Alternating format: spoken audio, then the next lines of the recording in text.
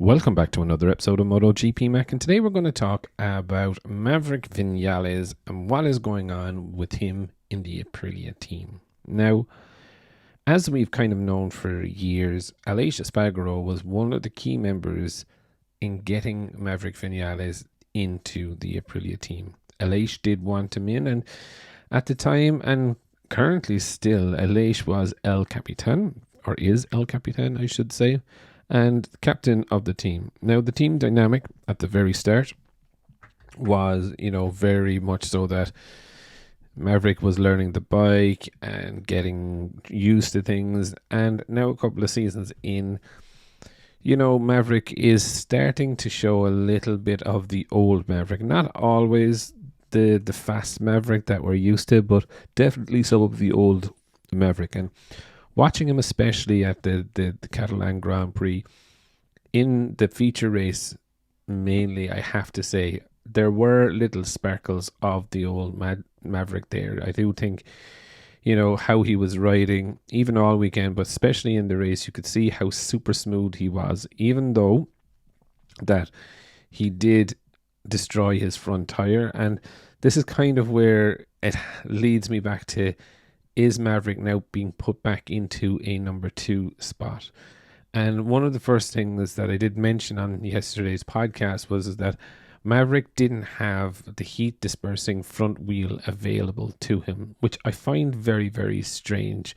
This is not a patented thing. This is done by the manufacturers of the wheels, and there is only currently 2 manufacturers of wheels for MotoGP. So, for me, it is buying in that part, but Maverick couldn't understand why that wasn't made available to him. And you could graphically see on the TV, there was a major difference between the wear on Maverick's front right-hand side of the tire and Aleix's front right-hand side of the tire.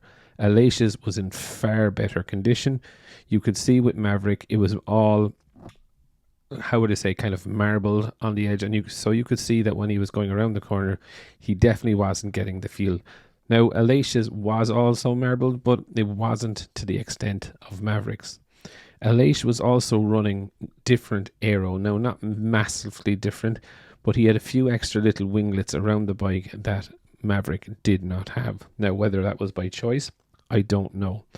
Finally, also, Maverick did get hit with a warning for tire pressures towards the end of the race. And, as I've always mentioned about this tire pressure rule, the riders can do nothing about an underpressure or overpressured tire, realistically. If they're overpressured, they can't slow down because someone will pass them.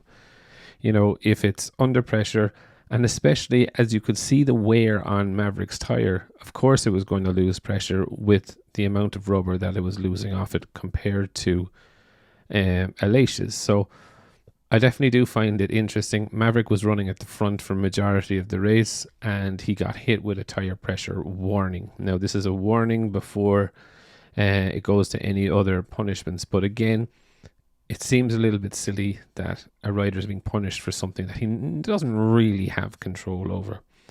But I do find it interesting, and I do think now with the 1-2 for Aprilia, I think the belief could come back to Maverick that maybe he can start challenging again.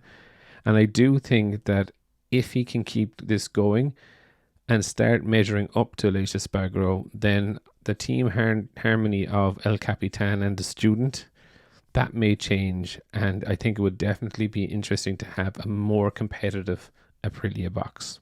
But I would definitely love to know your thoughts. What do you think with Maverick Vinales? Do you think he can become the first rider in MotoGP history to win on 3 different manufacturers? Definitely leave your thoughts in the comments below, and I'll be back again tomorrow with another video.